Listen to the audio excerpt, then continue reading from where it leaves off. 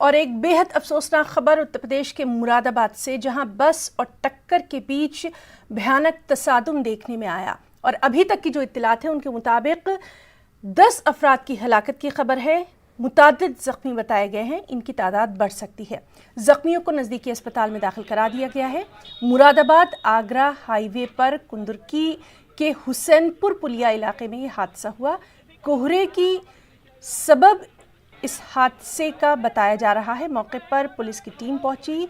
SSP के मुताबिक राहत कार्य का काम शुरू किया जा चुका है। एसएसपी ने एनी शवाहिद का हवाला देते हुए कहा कि ओवरटेक करने की कोशिश में यह हादसा हुआ। उत्तर प्रदेश के वज़ीर आला योगी आदित्यनाथ ने महलवकीन के लवाहिकीन को 2-2 लाख रुपए मुआवजा देने का ऐलान फौरी तौर पर किया है।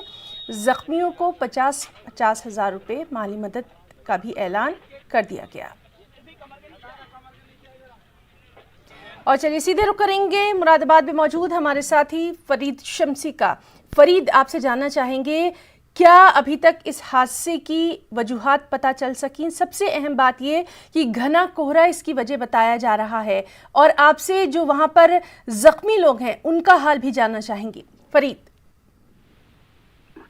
जी हाँ हिना, आज सुबह मुरादाबाद आगरा स्टेट हाईवे पर यह खतरनाक हादसा हुआ जिसमें 10 लोग हलाक हुए और 25 से ज्यादा लोग शदीद घायल हैं, जिनका इलाज मुरादाबाद के अलग अलग अस्पतालों में चल रहा है।